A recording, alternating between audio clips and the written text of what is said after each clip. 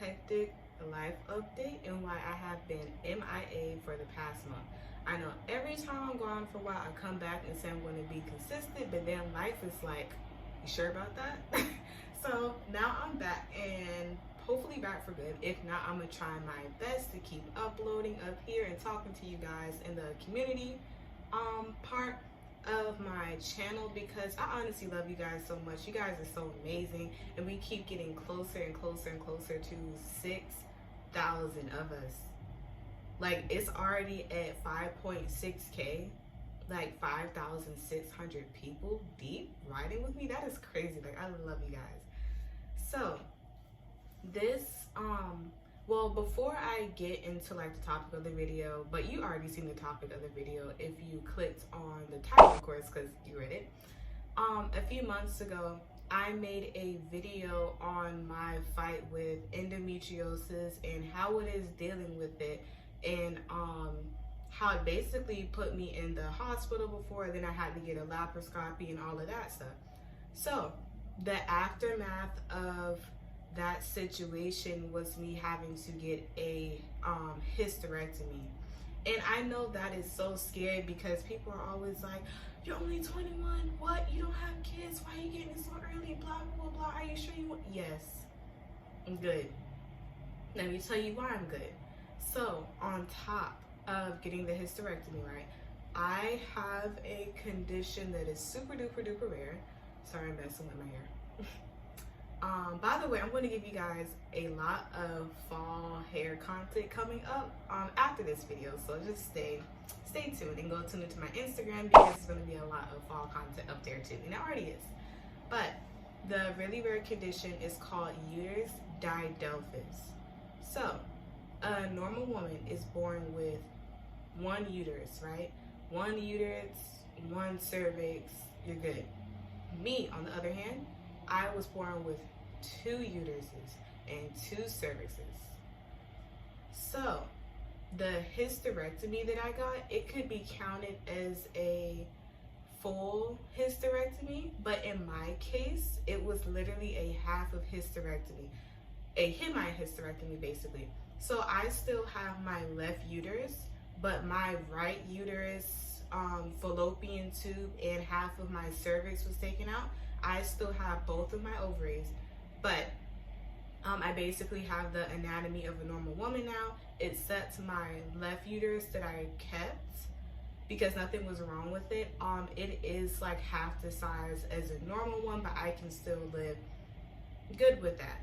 So yeah, today, well, this week will be like almost 1 month post-op, and I just feel like it's so crazy how fast I bounced back from getting a hysterectomy. Like I'm already back on campus, at school. I can walk around. I can easily like maneuver myself around and everything. Yeah, I can easily do those things. I can drive. The walk around my campus is pretty long, so I would say I could walk a few miles and everything. And I got the traditional hysterectomy, I guess that's what you would call it, like a bikini cut hysterectomy. So I have the cut along my bikini line. I would show you guys, but you know, YouTube could sometimes censor stuff or whatever, even though it's not like anything bad. I'm just showing you guys a scar, and I know some people are like squeamish at scars. But yeah, if you Google a bikini cut hysterectomy, that's basically the scar that I have. I don't experience any more pain at all. Like, I can just sense that the scar is there if I'm standing for too long. Like, it'll just be a little bit of like just something like pressure. Like, I can just sense that it's there. It's not necessarily pain how it was the first week post-op, like a few days post-op. It would be a lot of pain. Like, I would be hunched over walking. It would kind of hurt to use the bathroom. I had like bloody urine and all of that stuff. Had to take stool softeners and everything. And the day of the surgery, I had spent the night in the hospital, and then I was released the next day, but they had me on a catheter. And they gave me like a lot of painkillers and stuff. But honestly, after I left the hospital, I didn't take any painkillers. Like the third day after surgery, I was good to go. I feel like my pain tolerance is so high. Like I felt worse pain than the hysterectomy, which is pretty crazy. Let me adjust myself really quick. Oh, let me show you guys what I'm drinking on. I got my cat mug, and I got some vanilla spice tea, and up here it says, travel in grace knowing that you are protected by love. Yes, I'm always protected. Let me just take a sip.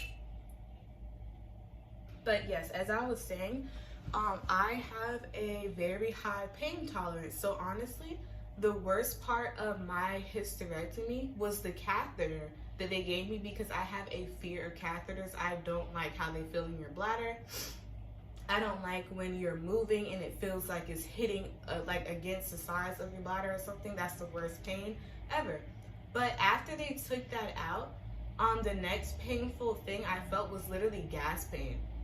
Like the pain itself from the hysterectomy, I legit barely had any. And I had the best care in the hospital. And I know it's so crazy saying that as a Black woman, because I have a lot of horror stories about bad care in the hospital. But the staff I had at this specific hospital, I believe it's Chesapeake General or something, because I am in Virginia.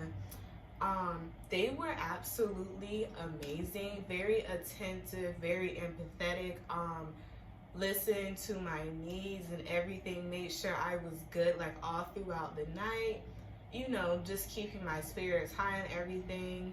And my mom was there with me. So yeah, it was a really good experience in the hospital. I've never had that good of an experience in the hospital. And honestly, like in my previous video about endometriosis, the cyst rupture that I had, that was definitely the worst pain I've ever felt in my life. When I had the rupture, and then on top of that, right, it almost turned into renal failure, which is kidney failure. So on top of having, well, I used to have uterus didelphys. I don't have it anymore. But uterus didelphys is, like I said, 2 uteruses and 2 cervixes, but I was only born with 1 kidney. So I have an oversized kidney on my right side, right? So the rupture in the summer caused an infection, and I was starting to experience symptoms of kidney failure, and I guess that's where a lot of the pain came from. But I was able to like snap back like that because we caught it at the right time, and I was on antibiotics for a month. That's another thing that I'm glad I didn't have to take after my hysterectomy, was antibiotics, because I was on Flagyl for a month. Flagyl, I hate. Well, to start off, I can't swallow pills. And Flagyl, it tastes so bad. It messes with your appetite. Like before I got really sick in the summer, I was near 130 pounds.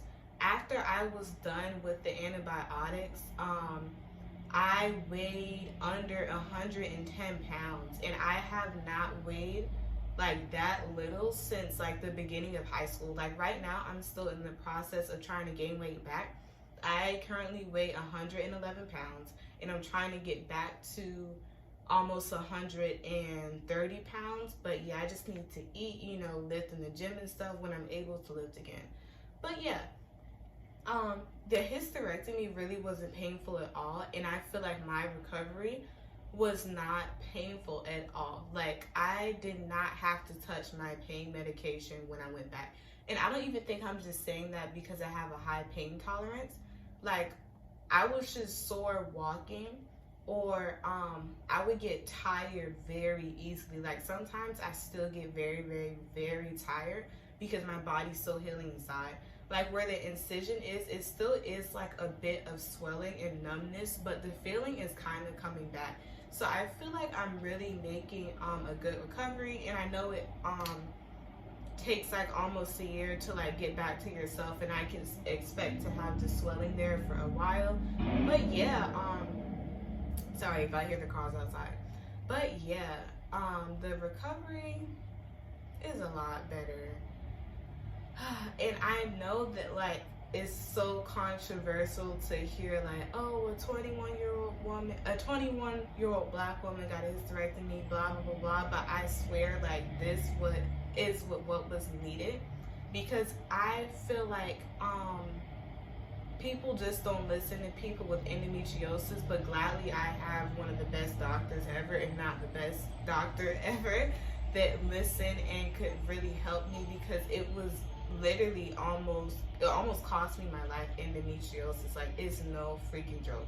Like, please check in on your friends with endometriosis, because more than likely they're suffering nearly every day, especially if it's the week that they're on their period. Like, it's so bad. But thank you guys so much for watching. Please do not forget to like, comment, share, and subscribe. And definitely let me know any of your experiences. If you're watching this and you had a hysterectomy before, let me know how your surgery went, your recovery went, and post-op and everything else. See you guys later.